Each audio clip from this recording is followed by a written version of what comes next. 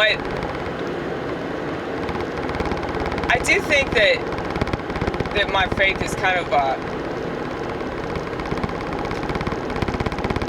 well, maybe it is like some sort of coping mechanism against the world, because I hate the world so much.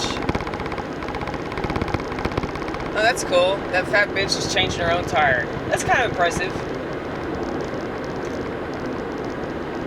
That's good. It's cool that she knows how to do that.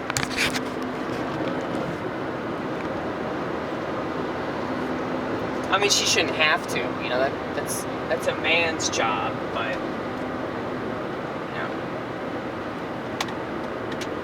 when the men won't do what they're supposed to do, you know, the women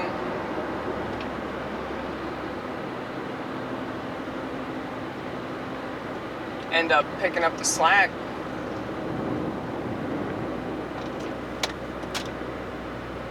And you have women that think that they can do what men do, like that you know, aren't even good at it.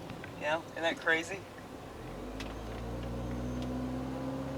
Isn't that crazy to like insist that you do something that you're not even good at?